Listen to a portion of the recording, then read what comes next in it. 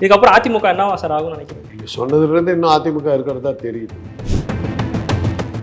நான் உங்களோட ரகசியங்கள்லாம் நான் வெளியில் சொன்னேன்னா நீங்கள் திகாருக்கு போகிறது உறுதின்றாங்க.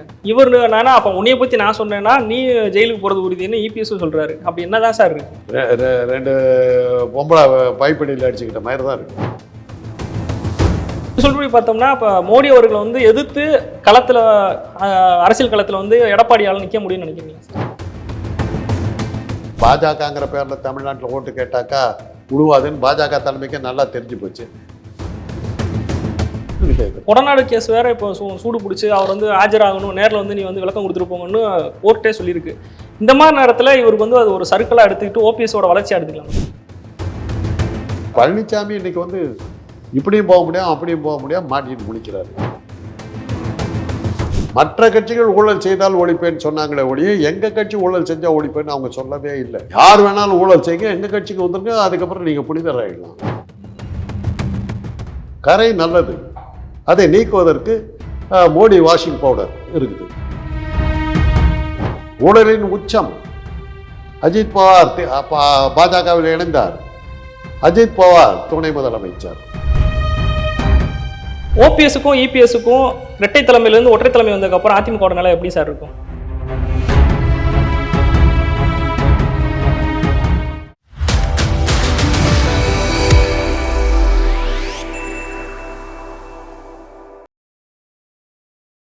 குமுதம் ரிப்போர்ட்டர் நேயர்களுக்கு வணக்கம்.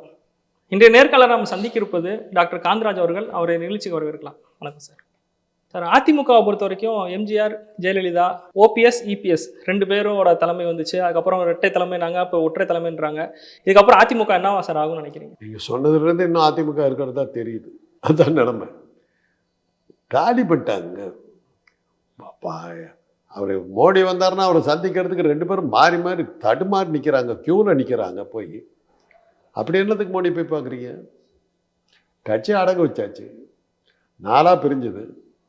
நாலாக பிரிஞ்சதில் 4 பேரும் வந்து மோடியையும் அமித்ஷாவையும் தான் தலைவராக ஏற்றுக்கிட்டு இருக்காங்க. அந்த கட்சியினுடைய இண்டிவிஜுவாலிட்டி போயிடுச்சு, தனித்துவம் போயிடுச்சு.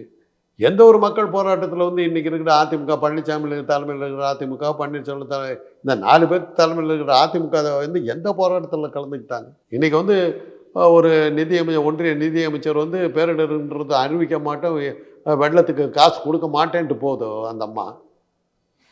ஒரு எதிர்கட்சி தலைவராக இருக்கிற நீ என்ன பண்ணியிருக்கணும்? மக்கள் இவ்வளோ கஷ்டப்படுறாங்க, நீ காசு கொடுக்க மாட்டேன், என்ன சொல்லிட்டீங்க? நீங்கள் வந்து பிரிஞ்சிட்டீங்கிறீங்க. எங்களுக்கும் உங்களுக்கும் இணைப்பு இல்லை. ஒரு போராட்டம் நடத்துனீங்களா அந்த அம்மாக்கிட்ட? காசு கொடுக்குறேன், நான் மரியாதை பண்ணுவேன், கருப்பு கொடி காட்டுவேன், எதாவது பண்ணீங்களா? சைலண்ட்டாக இருந்துக்கிட்டு இருந்தார். கேட்டாக்கா நாங்களும் அவங்களும் பிரிஞ்சாச்சு, இன்னும் எதிர்த்து நிற்போம். யாரை ஏமாத்துறீங்க? இவர் போய் என்னத்துக்கு அந்த மோடி வந்த போது பார்க்கவே மாட்டேன், க்யூவில் நின்று பார்த்துட்டு வந்திருக்காரு. தடுமாறிக்கிட்ட மாதிரி பார்த்துட்டு வந்திருக்காரு பன்னீர்செல்வம். என்னத்துக்கு போகிறீங்க? உங்களை காப்பாற்றிக்கிறதுக்காக அந்த கட்சி, அந்த பேரில் ஒரு கட்சின்னு ஒன்று வச்சுக்கிட்டு இருக்கீங்க. 1.5 கோடி தொண்டர்கள் இருக்கிறதா சொல்கிறீங்க. எங்கே இருக்காங்க அந்த தொண்டர்கள்? எந்த கட்சியில் இருக்காங்க? உங்கள்கிட்ட தான் இருக்காங்களா? நீ நடத்தின மாநாட்டில் யார் வந்தா? இப்போ அப்படியே செஞ்ச புளியோதரையெல்லாம் திங்கிறதுக்கு ஆள் இல்லாமல் அப்படியே அண்டாவை அத்தனை புளியோதரை கொண்டு போய் கடலில் தானே கொட்டினீங்க. தொண்டர்கள் இருந்தால் தீர்ந்து போயிருக்கும்ல. யாருமே இல்லையே. பழனிசாமி கிட்ட ஒரு 3600 பேர் பொதுக்குழு உறுப்பினர்கள் பேரில் அவர் ஏதோ மெயின்டைன் பண்ணிகிட்டு இருக்காரு. அவரே தன்னுடைய பராமரிப்பில் அவங்கள வச்சுக்கிட்டு இருக்காரு. இல்லைன்னு போனால் அவங்களும் இருக்க மாட்டாங்க. யாரும் இல்லை. அப்பப்போ ஜெயக்குமார் ஏதோ மைக்கை பிடிச்சி ஏதோ பேசுறதை வச்சுக்கிட்டு அப்படி ஒரு கட்சி இருக்கிறதா நம்ம நினச்சிக்கிட்டு இருக்கோம். யாருக்கு தெரியும்? அதிமுக அதிமுகங்கிற பேரில் இருக்கிற அந்த 4 பேரும் இன்றைக்கி இல்லைங்கிறது தான் ஒன்று. அதான் அதிமுகன்ற பேரில் இருக்கிற அந்த 4 பேருமே நாங்கள் தான் அதிமுக, நாங்கள் தான் அதிமுகன்ற மாதிரி சொல்கிறாங்க. இப்படியே போச்சுன்னா ஃப்யூச்சரில், அதாவது வர 2024 தேர்தலில் எடப்பாடியால் அதிமுக, அதாவது இப்போ இருக்கிற பொதுச் செயலாளர் எடப்பாடியால் ஸ்ட்ராங்காக ஜெயிக்க முடியுமா சார்? அதுக்காக தான் அவங்க என்ன பண்ணுறாங்கன்னா, பாஜகங்கிற பேரில் தமிழ்நாட்டில் ஓட்டு கேட்டாக்கா உழுவாதுன்னு பாஜக தலைமைக்கு நல்லா தெரிஞ்சு போச்சு. அதனால தான் பழனிசாமி கூப்பிட்டு நீ எங்களை எதுக்கிற மாதிரி ஒரு ஷோ ஒன்று காட்டு. அதனால் பாஜக எதிர்ப்பு ஓட்டுகள்லாம் வந்து திமுகவுக்கு முழுசாக போகாமல் பாதி நீ பிச்சு இதை கொண்டு வந்துட்டீங்கன்னா, இந்த பாஜக எதிர்ப்பு ஓட்டுகளில் பாதி வந்து பழனிசாமி பிரித்து கொண்டதால் திமுக தோற்றது, பாஜக வெற்றி அதிமுக வெற்றி பெற்றதுன்னு நாங்கள் காட்டுறதுக்கு முடியும். தேர்தல் வெற்றியை நியாயப்படுத்த முடியும். எப்படியும் அவங்களுக்கு தான் அந்த ஓட்டிங் மிஷின் இருக்குதில்ல, கவலையே கிடையாது. என்ன வேணுமோ அந்த தேர்தல் ஆணையர் அதை கொடுத்துருவார். நம்ம இந்தியாவை பொறுத்தவரை தேர்தல் ரெண்டு வகையான முடிவுகள். ஒன்று மக்கள் தேர்ந்தெடுக்கிற முடிவு ஒன்று இருக்குது, எலெக்ஷன் கமிஷன் வந்து கொடுக்குற முடிவு ஒன்றா இருக்குது. அது ரெண்டும் ஒன்றா டேலி ஆகிறதில்ல. எலெக்ஷன் கமிஷன் வந்து க்ளீனாக கொடுத்துட்றாங்க, எங்கே ஜெயிக்கணுமோ அங்கெல்லாம் ஜெயிக்க வச்சுட்டு எங்கே தோக்கடிக்கணுமோ அங்கே தோக்கடிக்கிறத நான் கொடுத்துட்றாங்க. நாம் போடுற ஓட்டுக்கும் எலெக்ஷன் ரிசல்ட்டுக்கும் சம்மந்தமே கிடையாது. அதனால் இதெல்லாம் வந்து ஒரு ஷோ, இப்படி காட்டுறதுனால இதனால் நாங்கள் ஜெயித்தோம் அப்படின்னு காட்டுறதுக்காக, ஒரு நியாயப்படுத்துறதுக்காக ஒரு ஷோ காட்டுறாங்க. மற்றபடி இந்த தேர்தலில் என்ன ஆகும் ஏதாகும்னா, அப்படி ஒரு பயம் இருந்ததுன்னா இவங்க எத்தனையோ போராட்டங்கள் நடத்தியிருக்கலாங்க. மக்கள் போடுகிற ஓட்டுகளுக்கும் ரிசல்ட்டுக்கும் தேர்தல் முடிவுகளுக்கும் சம்மந்தம் இல்லைங்கிறதுனால தான் யாருமே கவலைப்படுறது. இன்றைக்கி இன்னொன்று இருக்குது, டிஜிட்டல் மீடியா இதெல்லாம் வந்ததுக்கு பிறகு பொதுக்கூட்டங்கள் தேவைப்படலை. எல்லாத்தையும் உங்களுக்கு நான் டிஜிட்டலில் மெசேஜ் அனுப்பிச்சிட்றேன். அட்மின்கிட்ட சொன்னோம்னா எல்லா செல்ஃபோனுக்கும் மெசேஜ் அனுப்பிச்சிட்டாங்க, எல்லாம் நான் பாக்கெட்லேருந்து பார்த்துக்கிறேன். ஒரு கூட்டத்துக்கு வர வேண்டிய அவசியம் இல்லை இன்றைக்கி. அதனால தான் இன்றைக்கி அரசியல் நடவடிக்கைகள்லாம் மாறி போக ஆரம்பிச்சிருச்சு. இப்போ வந்து நீங்கள் பஸ் ஸ்ட்ரைக் நடக்குதுங்கிறாங்க. பஸ் ஸ்ட்ரைக்கு வந்து பெருசாக நடக்கிற மாதிரியே தெரியல. பஸ் ஓடுது, மக்கள் எப்பவும் போல் வேலை பார்த்துக்கிட்டு இருக்காங்க, ஸ்தம்பிச்சு போச்சுங்க, அந்த மாதிரி செய்திகள்லாம் வரமாட்டேங்குது. என்னென்னா அரசியல் மாறிக்கிட்டு வருது. இன்னும் நீங்கள் பழைய காலத்தில் இருந்துக்கிட்டு இருக்கிறீங்க, இவ்வளோ ஆதரவு வருது இவ்வளோ ஆதரவு வருது. இன்றைக்கி வந்து தொண்டர்கள் இருந்தவங்கலாம் இங்கே வந்து ஜாக்கிரதையாக இருக்காங்க. எனக்கு என்ன நீ பண்ணுவேங்கிற கேள்விக்கு வந்துருச்சு. அதெல்லாம் இல்லாமல் இன்றைக்கி நடக்க முடியாது. ஒரு வேடிக்கை பார்க்கறதுக்கு வர்ற ஒரு கூட்டம் இருக்குது, அது எல்லா இடத்துக்குமே வருது. அதை வச்சுக்கிட்டு நீங்கள் வந்து ஆதரவாக இருக்காங்கங்கிறத இந்த சுருக்கமாக சொல்லணுன்னாக்கா, அதிமுகங்கிற கட்சியை வந்து பாஜகவில் அவங்க என்னைக்கு இந்த தலைவர்கள்லாம் அடகு வச்சாங்களோ அன்றைக்கே அதிமுக இல்லை. சொல்லிக்கிற மாதிரி எந்த வெற்றிகளுமே இல்லையே. சொல்லிக்கிறோம், அண்ணாமலைக்கு நீங்கள் கொடுக்குற ஒரு விளம்பரம் பழனிசாமிக்கு இல்லையே. அஃபிஷியலாக அதிகாரப்பூர்வமான எதிர்கட்சி தலைவர் யார்? பழனிசாமி. எந்த போராட்டத்தில் அவர் கலந்துக்கிட்டாரு? எந்த செய்திகள் அவர் இருக்கார்? அவரை பற்றி என்ன பேசுறீங்க நீங்கள்? பொதுமக்களே சொல்கிறாங்க எதிர்கட்சி தலைவர், அதாவது எதிர்கட்சியோட தலைவர்னு மட்டும்தான் எடப்பாடியை சொல்கிறாங்க. மித்தபடி பார்த்தா எதிர்கட்சி அதிமுக எதுவுமே செயல்படலைன்ற மாதிரி குற்றச்சாட்டு வைக்கிறாங்க. உலகத்துக்கே தெரியும், அவருக்கே தெரியுங்க, நம்ம ஒன்றும் செய்யலன்னு தெரியுங்க. அவர் என்ன பயப்படுறாரு? அவர் வந்து கோர்ட்டு கேஸ் அலைகிறதுக்கு நேரம் பத்தல அப்படின்ற மாதிரி சொல்கிறாங்க. இது அவர் கோர்ட்டு கேஸ், அதிமுகவோட கோர்ட்டு கேஸ் எதுக்கு போடுறாங்க? பன்னீர்செல்வம் வேஸ்ட்டு கட்டக்கூடாது, பன்னீர்செல்வம் சட்டை போடக்கூடாதுங்கிறத கோர்ட்டு கேஸ். ஜட்ஜை என்ன சொல்லிவிட்டார்? ஏன் உங்களுக்கு வேறு கேஸே இல்லையான்னு ஜட்ஜு கேட்குற அளவுக்கு சலிப்பி தட்டி போச்சு. எதுக்கு என்னன்னா அவர் கொடியை பயன்படுத்தக்கூடாது. எத்தனை தடவை தான் கேஸ் போடுவீங்க? பழனிசாமி பன்னீர்செல்வத்தை பற்றி வேறு என்ன தகவல் வருது?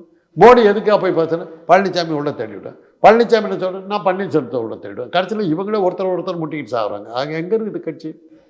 ரெண்டு பேரும் இவங்க லாவணி கச்சேரி பாடிக்கிட்டு இருக்கிறதா இருக்குது ஒழிய அரசியல் ரீதியாக அவங்க செயல்படவே இல்லையே. செயல்பட்டு எத்தனையோ காலம் ஆச்சு. நிர்மலா சீதாராமன் அவ்வளோ திமிரா உங்களுக்கு பணமே கொடுக்க மாட்டேன்னு போனதுக்கு ஒரு எதிர்கட்சி தலைவராக இருக்கிற ஒரு பழனிசாமி என்ன பண்ணியிருக்கணும்? என்ன பண்ணாரு? கூட்டணியில் இருந்தாங்க, இப்போ கூட்டணியில் இல்லை. கூட்டணியில் இல்லை, எதிரின்னு சொல்லிட்டேன். வெளியே வந்தியா நீ? எவ்வளோ ஜாக்கிரதையாக இருக்குது? யாரை ஏமாத்துற? இதெல்லாம் மக்கள் பார்த்துக்கிட்டு இருக்காங்க. ரெண்டாவது அவர்கிட்ட யாரும் இல்லைங்கிறது வேறு. இந்த 3600 பேருக்கு அவருடைய பராமரிப்பில் இருக்கிறதுனால தான் அவர் கூப்பிட்ற கூட்டத்துக்கு வர்றாங்க. அந்த 3000 பேர்த்தை தாண்டி அவரால் ஒன்றுமே பண்ண முடியலையே. பன்னீர்செல்வம் அதை பற்றி கூட கவலைப்படல. நமக்கு மோடி இருந்தால் போதுங்க நிலைமையில் அவர் ஓடிக்கிட்டு இருக்காரு. கட்சி எங்கே இருக்குது? ஏறத்தாழ அது இல்லை. எடப்பாடி அவரை பொறுத்த வரைக்கும் கொங்கு நாட்டில் ஃபுல்லாக நான் வந்து ஸ்ட்ராங்காக இருக்கேன் அப்படின்ற மாதிரியும், இங்கிட்டு பார்த்தீங்கன்னா டிடிவி, சசிகலா, ஓபிஎஸ் இவங்க கூட்டணி வச்சால், அதாவது இப்போ வரைக்கும் பேச்சுவார்த்தை இப்படி பார்த்தா தென் மாவட்டங்களில் இவங்க ஸ்ட்ராங்காக இருக்கிற மாதிரி சொல்கிறாங்க. இப்போ 2024 யாரோடது இதாகும்னு நினைக்கிறீங்க? ரெண்டையும் நீங்கள் இப்படி எடுத்துக்கணும். கொங்கு நாட்டில் எங்கள் ஜாதிக்காரங்க நிறையா இருக்காங்க, அங்கே நான் ஸ்ட்ராங்காக இருக்கேன். தென் மாவட்டங்களில் வந்து எங்கள் ஜாதிக்காரங்க ஸ்ட்ராங்காக இருக்காங்க, அதனால் நான் ஸ்ட்ராங்காக இருக்கேன்னு சொல்லிகிட்டு இருக்காங்களோடைய அவங்களாம் இவங்களுக்கு தான் ஓட்டு போடுவாங்கன்னு யாருக்கு தெரியும்? இவங்க ஜாதிக்காரர் அங்கே இருக்காங்க, அவ்வளோதான். அதனால் ஸ்ட்ராங், வேறு ஒன்றும் இல்லை. அரசியல் அவங்க கட்சி அங்கே இருக்கிறத அவங்க சொல்லலை. இந்த அதிமுகங்கிற பேரில் இருக்கிற கட்சி இன்றைக்கி இல்லை, அவ்வளோதான். அது வந்து நீங்களாக பிராண்ட் பண்ணி ஏதாவது விளம்பரம் கொடுத்தாலொழிய அதிமுக பற்றி யாருக்கும் இப்போ ஞாபகம் கூட இல்லை. ஓபிஎஸ் அவர்கள் வந்து எடப்பாடியை பார்த்து சொல்கிறாங்க, நான் உங்களோட ரகசியங்கள்லாம் நான் வெளியில் சொன்னேன்னா நீங்கள் திகாருக்கு போகிறது உறுதின்றாங்க. இவர் நானா அப்போ உன்னையை பற்றி நான் சொன்னேன்னா நீ ஜெயிலுக்கு போகிறது உறுதின்னு இபிஎஸும் சொல்கிறாரு. அப்படி என்ன தான் சார் இருக்குது? என்ன இருந்தாலும் என்ன ஆகுது? ரெண்டு பொம்பளை பைப்படியில் அடிச்சுக்கிட்ட மாதிரி தான் இருக்குது. ஓம்புரிச்சனை பற்றி எனக்கு தெரியாதா, ஓம்புரிச்சனை பற்றி எனக்கு தெரியாது. ரெண்டு பேரும் நீ என்ன பண்ணேன்னு எனக்கு தெரியாது, நீ என்ன பண்ண எனக்கு தெரியாது. உங்கள் அசிங்கத்தை வெளியில் நீங்கள் சொல்லுங்கள். இதை செய்ய வேண்டியது திமுக செய்யணும். நீங்களே செஞ்சுக்கிறீங்க, உங்களை நீங்களே அசிங்கப்படுத்திக்கிறீங்க. இங்கிலீஷில் சொல்லுவாங்க டெர்ட்டி லினன் இஸ் வாஷ்ட் இன் பப்ளிக்னுவாங்க. ஒரு அழுக்கான ஒரு இதை வந்து அந்த அழுக்கையெல்லாம் வந்து மக்கள் மத்தியில் கழுவி காட்டிவிட்டீங்கிறாங்க. உங்கள் ஆட்சிக்கு ஆக 2 பேரும் ஒத்துக்கிறீங்க. நீ அயோக்கியத்தனம் பண்ணேன்னு பழனிசாமி சொல்கிறார், நீ அயோக்கியத்தனம்னு சொல்லி பன்னீர்செல்வம் சொல்கிறார். ஆக 2 பேரும் அயோக்கியர்கள் மக்கள் நினைக்கிறாங்க. அதுக்கப்புறம் அவங்க எங்கே வந்து நிற்கிறது? யார் அவங்களுக்கு பின்னாடி நிற்பாங்க? ஒரு அரசியல் கட்சி தலைவன் பின்னாடி போகிறோன்னா இவனோட போனோம்னா ஜெயிப்பார், ஜெயிச்சாக்கா நமக்கு ஏதோ ஒரு வாழ்க்கை கிடைக்குங்கிறதுக்கு தான் இருந்தால் தான், அந்த நம்பிக்கை இருந்தால் தான் தொண்டர்கள் வருவாங்க.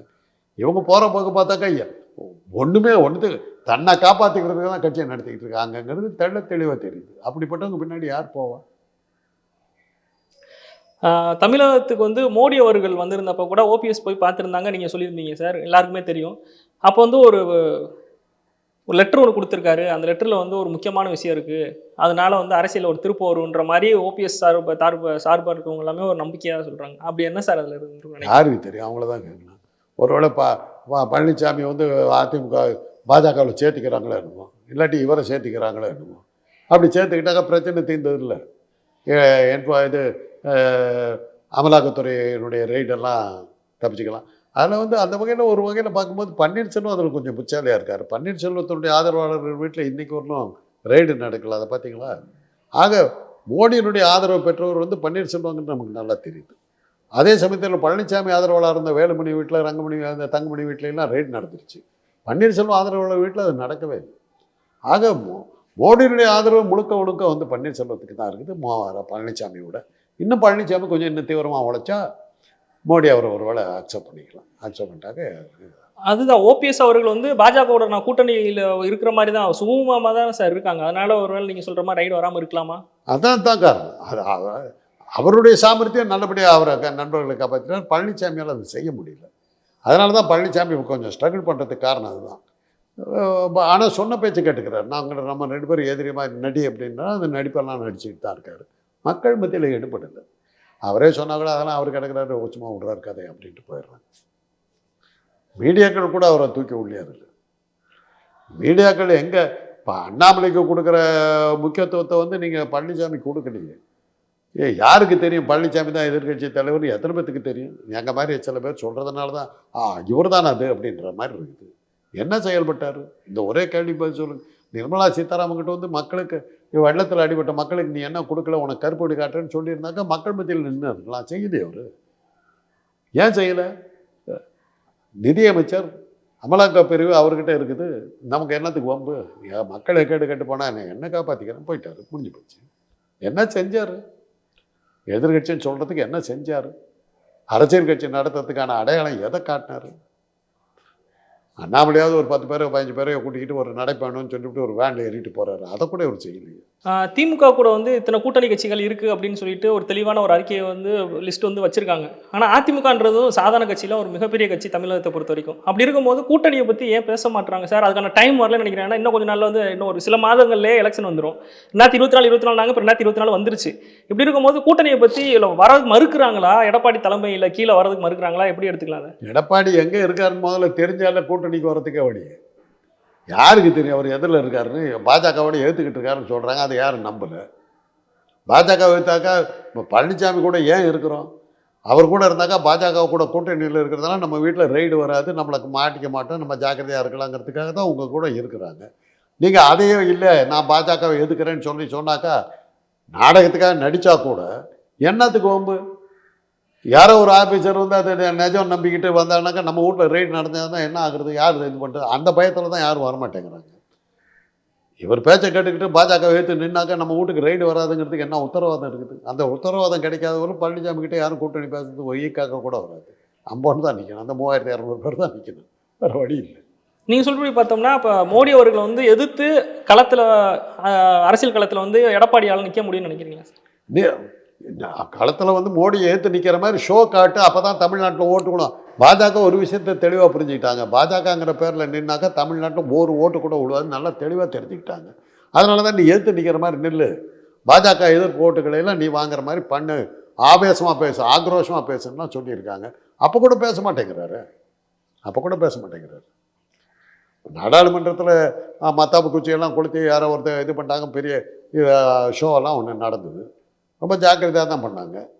ஒருவேளை ஏதாவது நிஜமாக குண்டு எதை போட்டானா வம்புங்கிறதுக்காக அன்னைக்கு பார்த்து அமித்ஷாவுக்கும் பார்லிமெண்ட்டுக்கு வரல, மோடியும் பார்லிமெண்ட்டுக்கு வரல, ஓம் பிர்லா சபாநாயகர் அவரும் கட்டடத்துக்குள்ளார இருக்கல. எவ்வளோ ஜாக்கிரதையாக இருந்துக்கிட்டாங்க பாருங்கள். மற்றவங்களாம் எப்படி நாசமாக பார்க்க, நாங்கள் ஜாக்கிரதை கிட்டேயே இருக்கல. அந்த அலிபி எப்போவுமே அவங்க ப்ரொடியூஸ் பண்ணுவாங்க. கோயம்புத்தூரில் குண்டு வெடிக்கும், அத்வானி அந்த மீட்டிங்க்கு வர மாட்டார். கரெக்டாக முடிச்சதுக்கப்புறம் வந்து பார்த்தீங்களா அப்படின்பார். ராஜீவ்காந்தி குண்டு வெடிக்கும், ஜெயலலிதா அந்த மீட்டிங்க்கு வரமாட்டாங்க. முடிச்சதுக்கப்புறம் வந்து நிற்பாங்க. அந்த அலிபி அவங்களுக்கு எல்லாம் முதல்ல நல்லா தெரியும். இதெல்லாம் அதுக்கு மேலே பேசுனா நம்மளை உள்ள தள்ளிவிடுவாங்க. அந்த நாடாளுமன்றத்தில் வந்து வெடிகுண்டு வெடிக்கிறால ஒரு அத்துமீறல் நடந்திருக்குது. அதை பற்றி கூட பழனிசாமி ஆட்கள் ஒரு வார்த்தை வாயை திறந்து பேசல. அவருக்கு ஒரு 10 எம்பிஸ் இருக்காங்கல்ல, ஒரு கண்டன தீர்மானம் போட்டாங்களா அவங்க? நாடாளுமன்றமே பாதுகாப்பு இல்லையே, இது என்ன நாட்டை நடத்துறீங்கன்னு ஒரு வார்த்தை பேசுனாங்களா? ஏன்னா பேசினா வம்பு ரெய்டு வந்துடும். என்னத்துக்கு யாரோ எதோ பண்ணுங்க. நான் இப்போதைக்கு 3200 பேர் நம்ம நாடகம் தான் நடிச்சுக்கிட்டு இருக்கோம், பயப்படாதீங்கன்னு சொல்லி இருக்கிறாங்க. மக்கள் மத்தியில் அது எடுபடலை. இவர் அரசியல் ரீதியாக அவர் ஜெயிக்கணுன்னாக்கா, நான் இவர் நிஜமாக விரோதியாக இருந்தாக்கா, அவர் கூட இருந்தவங்களாம் வந்து ரெய்டுக்கு பயந்து இருக்கவங்க தான் பழனிசாமி கூட இருக்காங்க. நிஜமாவே விரோதி தெரிஞ்சாக்க அவங்களும் வெளியே போயிடுவாங்க. அந்த நமக்கு பாதுகாப்பு இருக்கிறதுக்காக தான் பழனிசாமி கிட்ட இருக்காங்க. அந்த பாதுகாப்பு இல்லைன்னும் போது எங்கே இருக்க போகிறாங்க? ஆக பழனிசாமி இன்றைக்கி வந்து இப்படியும் போக முடியாது, அப்படியும் போக முடியாது, மாட்டிட்டு முடிக்கிறாரு. எதிர்கட்சின்னு சொன்னால் தான் ஓட்டு விடுவோன்னு நினைக்கிறாரு. அப்படி சொன்னாக்கா கட்சி தொண்டர்கள் இல்லாமல் போகிறாங்க. 2 வகையிலையும் மாட்டிக்கிட்டார். அதனால தான் அது எதிர்காலம் அதுக்கு இருக்கிறதா எனக்கு தெரியலை. அது இருக்கிறதா வந்து நிகழ்காலமே இருக்கிறதான்னு எனக்கு கேள்வியாக இருக்குது. பாஜக ஓட்டு இருந்து வெளியில் வரும்போது அவங்க வச்சிருந்த கருத்து என்னன்னா, சிறுபான்மையினோட ஓட்டு வந்து இனிமேல் அதிமுகவுக்கு வந்து சிந்தாம சதுராம வந்துருன்ற மாதிரி சொல்லியிருந்தாரு. அப்போ சிறுபான்மையினரோட காவலராக வந்து எடப்பாடி இருக்காருன்ற மாதிரி எடுத்துக்கலாம். சிறுபான்மையினரை நீங்கள் வந்து அவ்வளோ கேவலமாக நினைக்கிறீங்க. அதுக்கு நான் என்ன பண்ண முடியும்? இவ்வளோ சுலபமாக ஏமாறுறவங்களா இருந்தால் போய் சேர்ந்துக்கிட்டு யார் வேணாங்க, அவங்கள யாராலையும் காப்பாற்ற. அது எடப்பாடி அவர்களே சொன்னது தான். எது இனிமேல் அந்த ஓட்டு வந்து எங்களுக்கு வந்துடும், அதிமுக வந்துடும். அப்படி சொன்னால் தான் கட்சியில் இருக்கிற அந்த 3200 பேராவது கொஞ்சமாக இருப்பான். என்ன பண்ண முடியும்? இன்றைக்கி இல்லைன்னு ஆகிப்போச்சு, அது கட்சி இல்லைன்னு ஆகிப்போச்சு. அதனால தாங்க தங்கமணி இவங்கெல்லாம் வந்து மோடியை போய் தனியாக பார்க்குற அளவுக்கு போகிறாங்கன்னா என்ன அர்த்தம்? இவரை நம்பி பிரயோஜனம் பண்ணி எங்களை காப்பாற்றுன்னு போக ஆரம்பிச்சிட்டாங்க. ஏன்னா ரெய்டுக்கு ஒத்துக்கிட்டாங்க, அவரை ஒரு வழியாக்கி விட்டாங்க. மேற்கொண்டு நமக்கு எந்த ஆபத்து வரக்கூடாதுங்கிறதுக்காக நம்ம போய் இவரை நம்பினா நடக்காதுன்னு சொல்லி ஸ்ட்ரெயிட்டாக போய் பேச ஆரம்பிச்சிட்டாங்க. அப்போயே பழனிசாமியுடைய தலைமை கேள்விக்குரியதாகிடுச்சு. இல்லை, ஒரு சந்தேகம் வந்துருச்சு. இல்லை, பழனிசாமி ஒதுக்கிட்டு தங்கமணியை போடுவாங்க அப்படிங்கிற பேச்சு வந்துருச்சு. இல்லை, அப்போவே பழனிசாமி இஸ் கான். ஏற்கனவே எதிர்கட்சி தலைவருங்கிற அந்த மீடியாக்கள் கொடுக்க வேண்டிய வெளிச்சம் அவருக்கு இல்லாமல் போய் அண்ணாமலைக்கிட்ட போயிடுச்சு. அரசியல் சம்மந்தமான எந்த பேச்சாக இருந்தாலும் அண்ணாமலைக்கிட்ட பேசுகிறாங்க. கட்சி ரீதியாக பார்த்தாக்கா இவரை குழி வெட்டிக்கிட்டு தங்கமணி வேலுமணியெல்லாம் வேறு பக்கம் போக ஆரம்பிச்சிட்டாங்க. அவர் ஒண்டியாக தான் நின்றுக்கிட்டு இருக்கார். எங்கே இருக்குது இது? கொடநாடு கேஸ் வேறு இப்போ சூடு பிடிச்சி அவர் வந்து ஆஜராகணும், நேரில் வந்து நீ வந்து விளக்கம் கொடுத்துட்டு போங்கன்னு கோர்ட்டே சொல்லியிருக்கு. இந்த மாதிரி நேரத்தில் இவருக்கு வந்து அது ஒரு சர்க்கிளாக எடுத்துக்கிட்டு ஓபிஎஸோட வளர்ச்சியாக எடுத்துக்கலாமா? அது இந்த நேரத்தில் வந்து இதெல்லாம் செஞ்சால் தான் அவர் இது பண்ண தேவையே இல்லை. திமுக அதெல்லாம் ட்ரை பண்ண வேண்டியதில்லை. அவருக்கு செல்வாக்கோட இருந்தால் தானே நீங்கள் செல்வாக்கை குறைக்கிறதுக்கு முயற்சிக்கணும். அவரே ஏற்கனவே அட்ரஸ் இல்லாமல் கொடநாடு கேஸ் போட்டாக்கா அது மூலமாக கொஞ்சம் ஒரு வேளை பழனிசாமிக்கு கொஞ்சம் விளம்பரம் கிடைக்கும். இல்லாட்டி போனால் அது கூட இல்லாமல் போயிடும். பழனிசாமி பற்றி என்ன செய்தி கேட்டுருக்குது? நீங்கள் என்ன செய்தியை போட முடியும்னு சொல்லுங்க பார்க்கலாம். பழனிசாமி என்ன செய்திக்குரியவராக எப்போ இருந்திருக்காரு சொல்லுங்க பார்க்கலாம். ஓகே, பன்னீர்செல்வத்தின் மீது கேஸு, பன்னீர்செல்வம் பழனிசாமி மீது கேஸு. இதை தவிர வேறு எந்த செய்தியில் அவங்க வந்திருக்காங்க? அரசியல் ரீதியான எந்த செய்தியிலையும் அவங்க 2 பேருமே இல்லையே. அரசியல் ரீதியாக அவங்க இல்லை, ஏற்கனவே அந்த கட்சி போயிடுச்சு. அதுக்கப்புறம் திருப்பி இதுக்கு எதிர்காலம் இருந்தாலும் நீங்கள் கேட்குறது மூலம் தான் அது இருக்குதா இல்லையாங்கிறத எங்களை மாதிரி பொதுமக்கள் ஆச்சரியத்தோடு பார்க்கலாம். அதிமுக பற்றி பேசுகிறதுக்கு இன்னும் கூட சில ஊடகங்கள் இருக்குது போட்டிருக்கேங்கிற அவங்கள பார்த்தா தான் ஆச்சரியமாக இருக்குது. யாருக்குமே ஞாபகம் இல்லை ஒரு கட்சி பற்றி கேட்டுக்கிட்டு இருக்குது. எந்த செய்தி பத்திரிகைகள் அவங்கள பற்றி செய்தி வருது? எவ்வளோ நடந்திருக்குது. மழை வெள்ள காலத்தில் கூட வேஷ்டியம் அடிச்சுக்கிட்டு ஒரு போஸ்ட் கூட கொடுக்கலையே. மழை வெள்ள நேரத்தில் 1.5 கோடி தொண்டர்கள், அதிமுக தொண்டர்கள் மக்களுக்காக உணவு வழங்கினார்கள், மழை குடைகள் கொடுத்தார்கள். ஏதாவது இருந்ததா? ஒரு பேச்சு காணுது. ஒன்றுமில்லாத அண்ணாமலை கூட 2 ரொட்டி கொடுத்தாருன்னு பேச்சு இருந்தது. இவங்க பேச்சை காணுது. ஒற்றை தலைமை கீழே வந்து எடப்பாடி அவர்களோட தலைமை கீழே வந்து அதிமுக வந்ததுக்கப்புறம், அதாவது தொண்டர்கள்லாம் அவங்களுக்கு சப்போர்ட் பண்ணதுக்கப்புறம் அந்த எலெக்ஷன் எதுலேயுமே அவர் வந்து ஒரு பெருந்தளவு கணிசமான ஓட்டு வந்து கிடைக்கல, வெற்றி படலை. இப்படி இருக்கும்போது வர 24 தேர்தலில் அவர் வந்து அதுலேயும் கண்டிப்பாக அவர் தலைமையில் இருந்துச்சுன்னா ஜெயிக்க மாட்டாருன்ற மாதிரி ஒரு கருத்தை வந்து ஓபிஎஸ் அங்கங்க முன்னிறுத்திக்கிட்டு இருக்காரு. இதை நீங்கள் எப்படி சார் பார்க்குறீங்க? அது தேவையே இல்லை. அவர் தலைவர்ன்றதுக்கு அந்த 3600 பேரை தவிர அவர்கிட்ட யாருமே கிடையாது. அந்த 3600 பேர்லையும் கடைசி வரல அவங்க இருப்பாங்களாங்கிறது எலெக்ஷன் வரும்போது தான் தெரியும். அதுலேயும் எனக்குன்னு அவர் கிடைச்சா ஒரு 500-600 பேரோடு நின்று போயிடுவாருங்கிறது தான் என்னுடைய கணிப்பு. எப்படி ஆரம் வீரப்பன் வந்து ஜானகி அணியில் இருந்தபோது எப்படி ஆரம் வீரப்பன் இப்போ ஜானகி எலெக்ஷன் நடந்தபோது ஒரு சீட்டு கூட ஒரே ஒரு சீட்டில் மாற்ற ஜெயித்தாங்க. மற்ற எல்லா வேட்பாளர்களும் ஜானகி அணியில் இருந்தவங்க டெபாசிட் போச்சு. ஏறத்தாலும் அதே நிலைமை தான் பழனிசாமி. பாஜக வந்து ஊழலுக்கு எதிர்த்த கட்சினாங்க. ஊழல் வந்து அறவே ஒழிக்கணும், அதுதான் எங்களோட தாரக மந்திரம்ன்ற அளவுக்கு பாஜக தலைவர் தமிழ்நாடு தலைவர் வந்து அண்ணாமலையோ இல்லை வந்து மோடி அவர்களோ வந்து சொல்கிறாங்க. அப்படி இருக்கும்போது தான் டிஎம்கே ஃபைல்ஸ் 1, 2 அப்படின்னு சொல்லிட்டுலாம் அண்ணாமலை அவர்களால் ரிலீஸ் பண்ணப்பட்டுச்சு. ஆனால் அதிமுகவோட ஃபைல்ஸை கேட்டாலே அவர் வந்து அதுக்கான சரியான பதில் சொல்ல மறுக்கிறாரு. அப்போ நீங்கள் சொல்கிற மாதிரி மறைமுகமாக அவங்க கூட்டணியில் தான் இருக்கிறாங்கன்ற மாதிரி எடுத்துக்கலாமா? மறைமுகமாக அவங்க நேரடியாக தான் இருக்காங்க. ஊழலை ஒழிப்பேன்னு அவங்க சொன்னதை நீங்கள் சரியாக புரிஞ்சுக்கல. மற்ற கட்சிகள் ஊழல் செய்தால் ஒழிப்பேன்னு சொன்னாங்களே ஒழிய எங்கள் கட்சி ஊழல் செஞ்சால் ஒழிப்பேன்னு அவங்க சொல்லவே இல்லை. யார் வேணாலும் ஊழல் செய்யுங்க, எங்கள் கட்சிக்கு வந்துருங்க, அதுக்கப்புறம் நீங்கள் புனிதராகிடலாம். ராகுல் காந்தி அதான் சொன்னார், கரை நல்லது, அதை நீக்குவதற்கு மோடி வாஷிங் பவுடர் இருக்குது, அதை பூசினீங்கன்னா அந்த கரை போயிடும். ஊழலுங்கிற கரை எப்படி இருந்தாலும் மோடி வாஷிங் பவுடர் பூசினீங்கன்னா புனிதராகிடுவீங்க. நேற்று அஜித் பவார் ஊழலின் உச்சம். அஜித் பவார் பாஜகவில் இணைந்தார். அஜித் பவார் துணை முதலமைச்சர். அவ்வளோதான். பாஜகவில் சேருங்க, எல்லாமே புனிதர்கள் தான். நீங்கள் யாரை வேணாலும் என்ன வேணாலும் பண்ணுங்க. Greatest sinner on earth join BJP saint, புனிதர். அவ்வளோதான். ஞானஸ்நானம் கொடுக்கப்படும், புனிதராகி விடுவீர்கள். அவ்வளோதான். உங்களுக்கு வந்து பின்னாடி தலையில் வந்து ஒளிவட்டம் வந்துடும். பாஜகவில் இணைஞ்சால் போதும். என்ன வேணாலும் பண்ணுங்க, எதை வேணாலும் பண்ணுங்க. பாஜகவில் அடைஞ்சிருங்க, you will become a saint. அவ்வளோ. குறிப்பாக கேட்கணும்னா ஒரே வாரத்தில் கேட்கணும் அப்படின்னா இதுக்கப்புறம் அதிமுகவோட கட்சியோட நிலைப்பாடு எப்படி சார் இருக்கும்? இவ்வளோ நேரம் அதான் சொன்னேன், அதிமுகன்னு ஒன்று இருக்கிறதா நீங்கள் சொல்லி தான் எனக்கு தெரியும். பழனிசாமிக்காக தெரியாது எந்த கட்சியில் இருக்கான்னு அவரே கேட்டு பாருங்க. அவருக்கே அந்த சரியாக ஞாபகம் இருக்கு, போய் கேட்டு பாருங்க. அது 4ஆக பிரிஞ்சிருக்குது, 4ஆக பிரிஞ்சு அது கரைஞ்சி காலாக போயிடுச்சு. 1.5 கோடி தொண்டர்கள் இருந்தாங்க. இந்த மழை வெள்ள காலத்தில் கூட அவங்க வந்து எந்த நிவாரணம், ஒரு ஷோவுக்காக கூட, ஒரு ஒரு ஒரு இதுக்காக கூட, ஒரு விளம்பரத்துக்காக கூட அவங்க வந்து தொண்டு செஞ்ச மாதிரி காட்டலையே. அவங்க ஒரு வேஷ்டியை மடித்து கட்டிக்கிட்டு தலையில் துண்டை கட்டிக்கிட்டு அந்த வெள்ளத்தில் நடந்து போகிற மாதிரி ஒரு போஸ் வழக்கமாக வரும். அந்த போஸை கூட காணுமே. பழனிசாமி அதை கூட கொடுக்கலையே. அப்புறம் எங்கே இருக்குது அந்த கட்சி? பட்டவர்த்தமாக வந்து சொல்லுது, அந்த அம்மா உனக்கு காசு கொடுக்க மாட்டேன்ட்டு போகுது. எடுத்து ஒரு கருப்பு கொடி காட்டலையே, இருக்கிறத காட்டி இருக்கணும்ல, காட்டலையே. பேசாமல் தான் இருந்தீங்க. அதுக்கு நிகழ்காலமே இல்லை, அதனால் எதிர்காலத்தை பற்றி அது அவங்க கவலைப்பட வேண்டிய அவசியமே இல்லை. அது முடிஞ்சு போன விஷயம். அவ்வளோ. உங்கள் கருத்துக்கு நன்றி சார்.